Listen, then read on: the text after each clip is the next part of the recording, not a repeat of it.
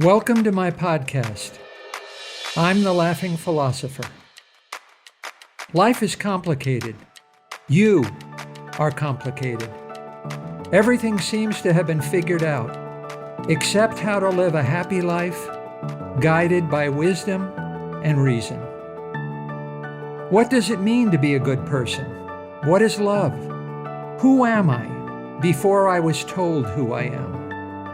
Why haven't I found myself yet? Why do I have regrets? Is this a just world? Almost from the moment of birth, we've been told how to behave, how to fit in, and how to fulfill other people's expectations. We grow to fear that we will lack importance or cease to exist in the lives of others if we think for ourselves and question the rules and roles that we've been told define us. Only when wisdom and reason removes this illusion can we live authentically in the world around us and become our real selves. Episode number 33. Are you trying too hard? Do you ever feel lost? Lost, like a discarded beer can floating down a river, as if your life is a journey to that one place where you ought to be, as if you're on the road to find out that one thing you ought to know. But there is no one to tell you where it is, and there is no map to show you. And you feel like there is no way to get there from here.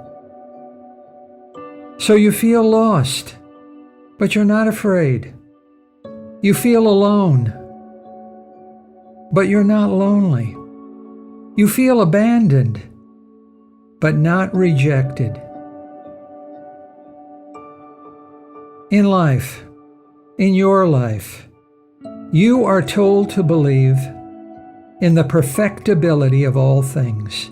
You believe in the perfectibility of human nature, society, the world, but above all, yourself.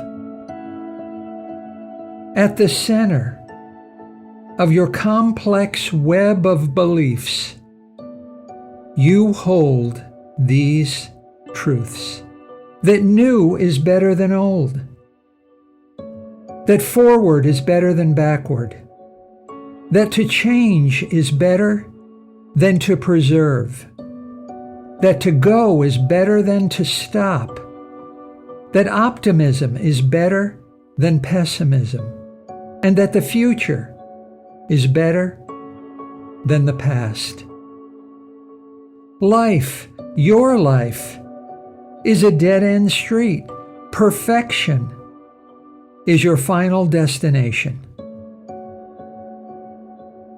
It's a destiny that has not been chosen by you, but for you. And it can be neither avoided nor escaped from. You have no power to decide whether or not to accept it, because it's a gift. Like the awakening of the Buddha. The Buddha said, if you don't want enlightenment, then it will take you just a little longer to wake up. You may not know the way to go there from here, but by waiting, just by waiting with effortless effort, every soldier makes it home. Simone Weil, one of my favorite French philosophers, who died of frailty and starvation at the age of 34. Simone Weil said, "We do not obtain the most precious gifts by going in search of them, but by waiting for them. We cannot discover them by our own powers, and if we set out to seek for them, we will find in their place counterfeits, of which we will be unable to discern the falsity. The neon sign outside the restaurant was not working.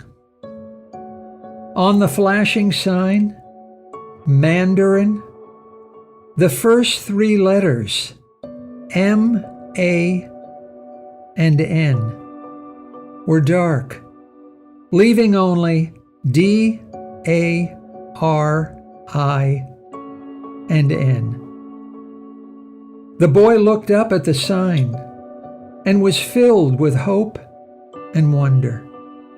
Like Keats, on first looking into Chapman's Homer, or Constantine, on first seeing a cross of light in the sun, the boy fell to his knees in gratitude, and he instantly resolved that his last name would be Darin, Bobby Darin.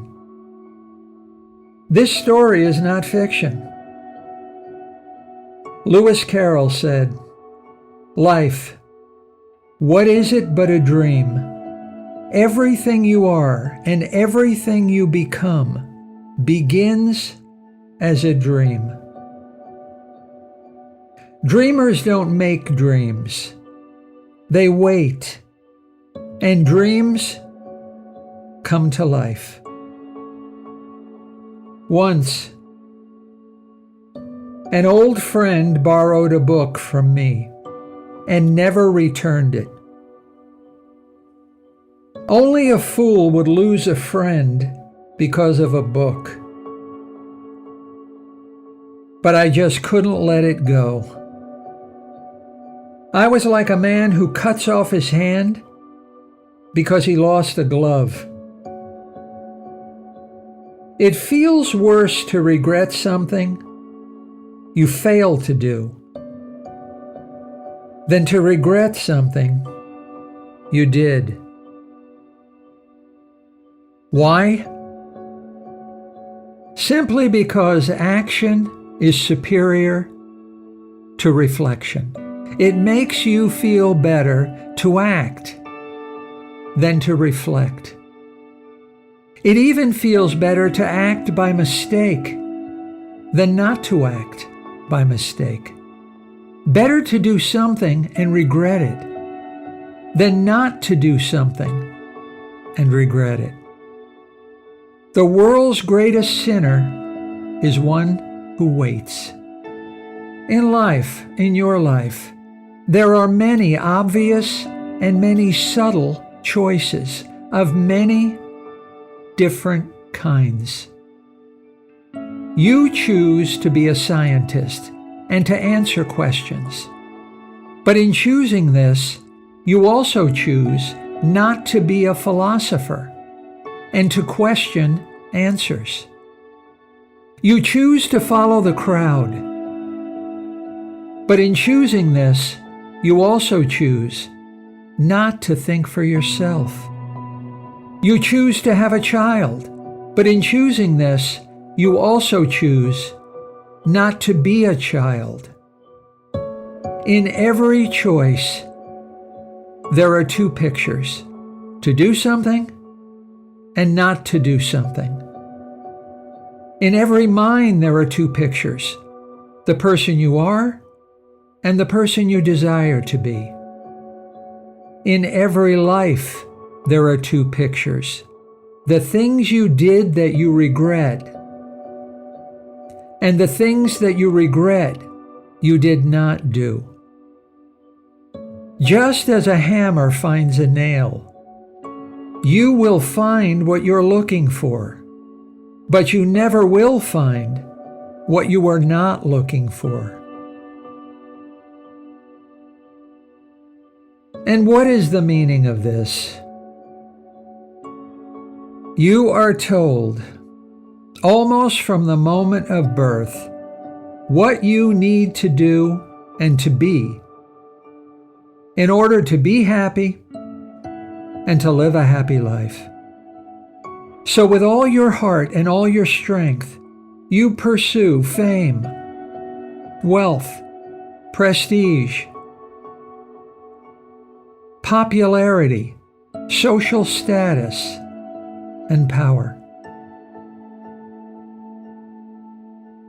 But in the end, you find these desires unattainable or unfulfilling or insatiable, and in death, fleeting. You find that craving worldly desires, even if you get lucky and achieve them, does not lead to a happy life of peace and serenity. You find what you've been told to look for, but you won't find what you are not looking for. Look for a stone and you will find a stone. Look for bread and you will find bread. In life, there are many people who look for bread and find a stone, and eat the stone, believing it is bread.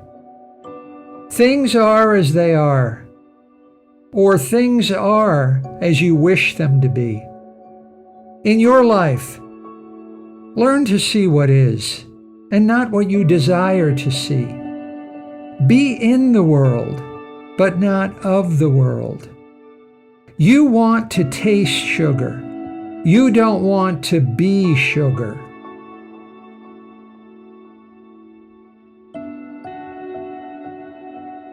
A race car driver looked in his rear-view mirror.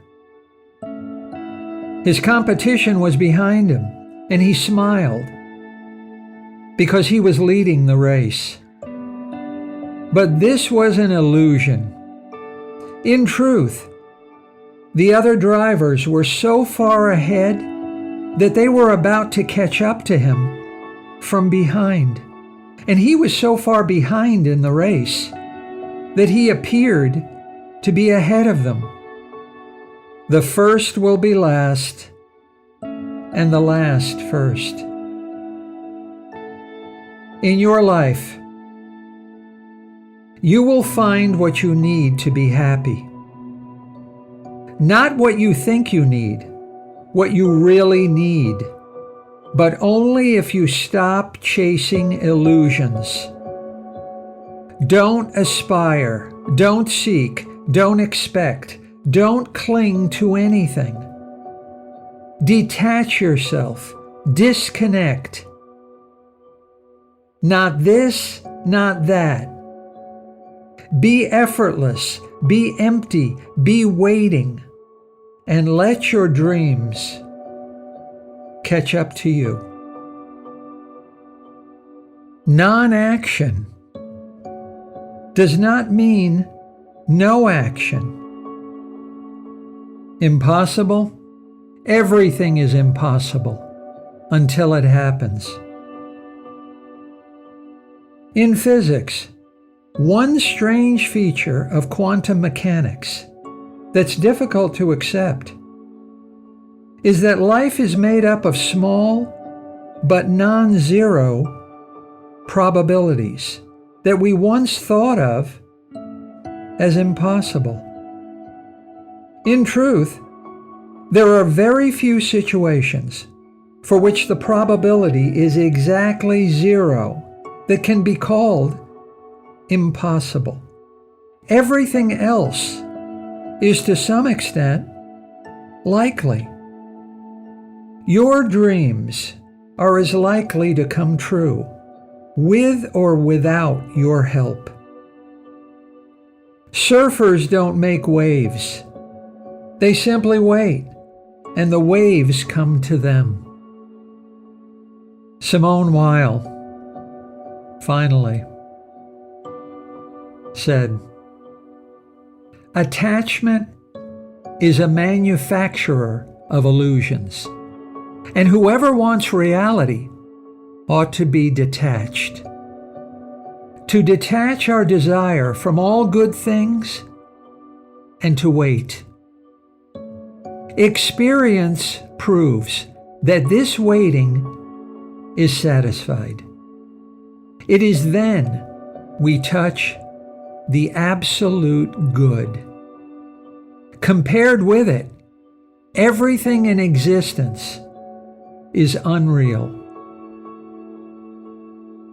The world will move toward you if only you stand still and wait.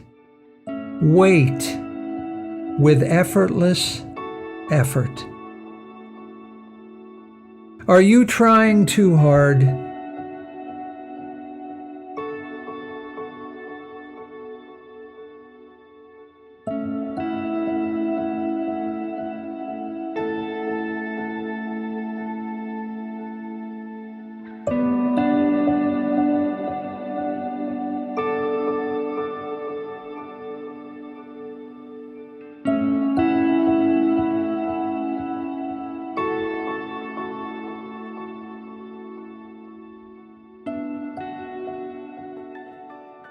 Hi, I'm Dr. Robert Corey, the Laughing Philosopher. Thanks for listening to my podcast.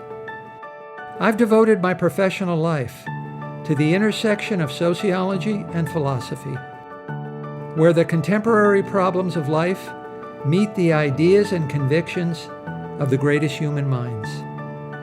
Join me by subscribing to the Laughing Philosopher as we use reason and wisdom to explore big answers to the most important of all big questions: how to live.